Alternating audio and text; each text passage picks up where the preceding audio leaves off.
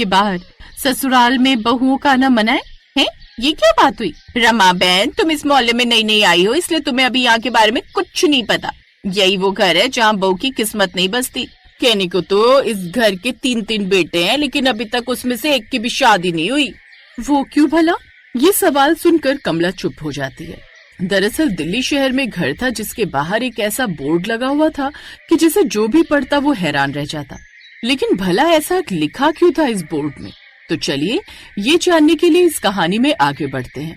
दिल्ली शहर में ये बड़ा सा घर था राजनाथ सिंह का, जिसमें उनके साथ उनकी पत्नी सावित्री देवी और उनके 3 बेटे अंकित, अभिनव और राघव। राजनाथ सिंह बहुत कठोर स्वभाव के इंसान थे। कई सालों से उन्होंने बस एक ही जिद पकड़ी हुई थी कि वो अपने घर में बहुओं को नहीं आने देंगी। एक रोज, सावित्री बहन, मैंने अपने बेटे की शादी तय कर दी है, आप अपने परिवार के साथ जरूर आना।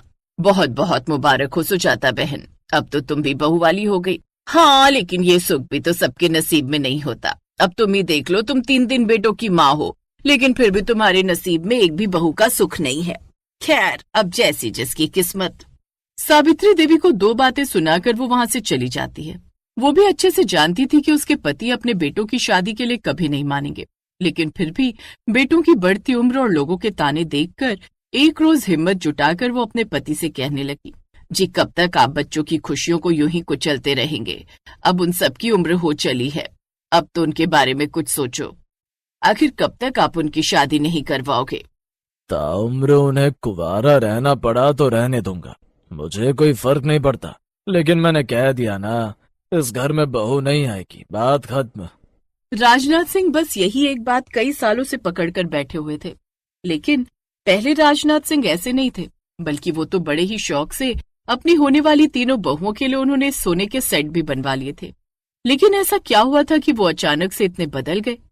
बात कुछ साल पहले की है। मेरी लाडो की शादी में मैं कोई कमी नहीं होने दूंगा। ऐसा इंतजाम किया है कि लड़के वाले भी देखते रह जाएंगे, और साथ ही मैंने इसके लिए लखनऊ से कपड़े मंगवाए हैं। बारात का इंतजाम बड़े बैंक्वेट हॉल में किया है। खाना ऐसा होगा कि सब बाराती याद रखेंगे। पापा, आप सब दीदी की शादी में लुटा देंगे या अपनी होने वाली बहुओं के लिए भी कुछ रखा है? अरे ओ जल कुकड़े, तुझे उसकी टेंशन लेने की जरूरत नहीं है। मैंने अपनी बहुओं के लिए अभी से सोने के सेट बनाकर रख दिए। मुझे जितनी अपनी बेटी की चिंता है, उतनी अपनी आने वाली बहुओं की भी है।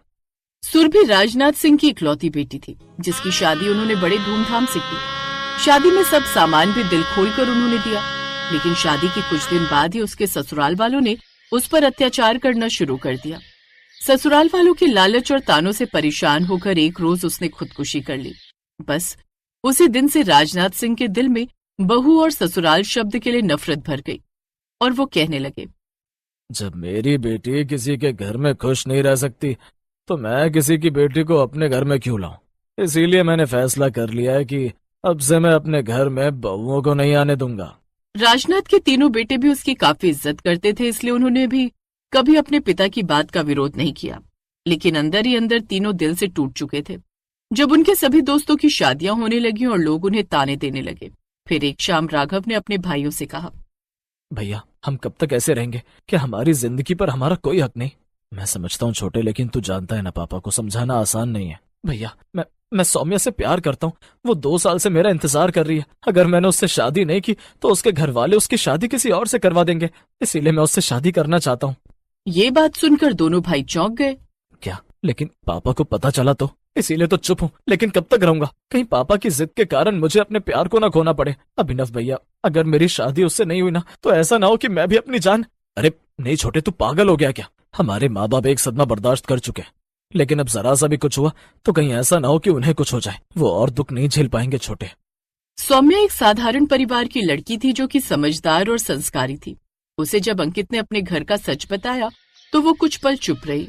अगर पापा जी को पहले ही दर्द है तो हम उन्हें और दर्द क्यों दें अंकित?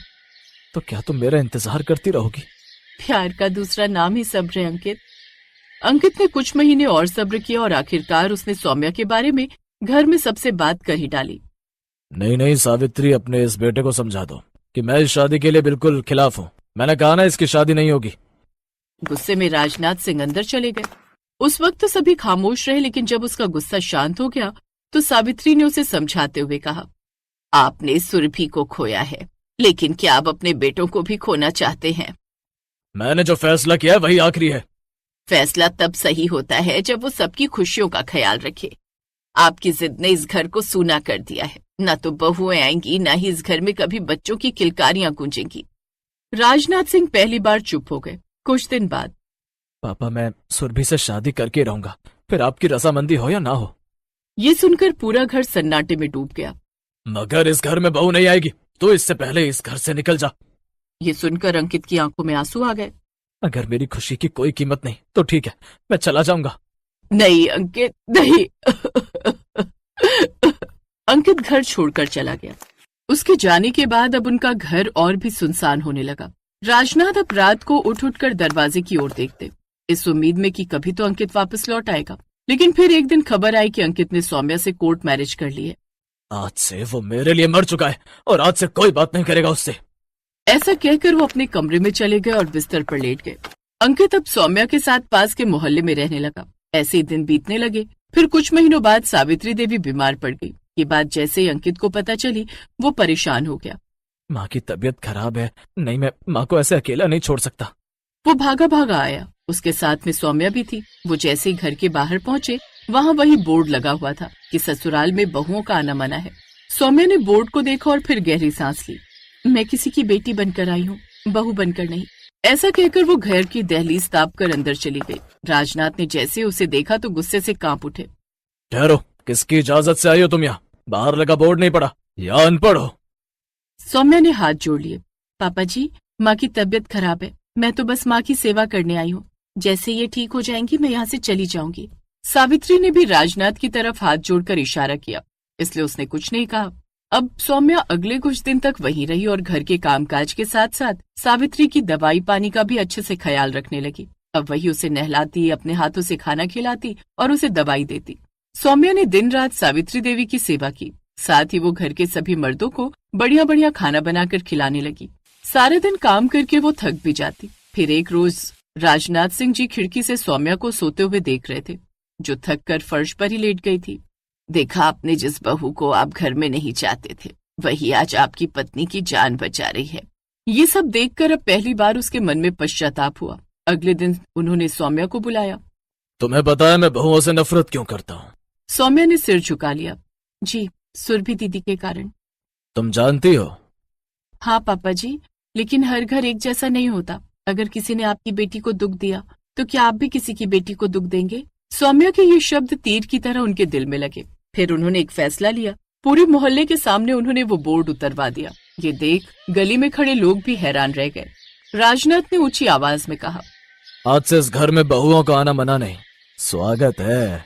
अंकित की आंखें नम हो आईं। सौम्या ने झुककर उनके पैर छुए। बस बस बेटी, मुझे माफ कर दो। आपने मुझे बेटी कह दिया पापा जी, बस सब मिल गया। फिर कुछ महीनों बाद राघव और अभिनव की भी शादी हो गई। तीनों बहुओं के आने से घर में फिर से हंसी गूंजने लगी।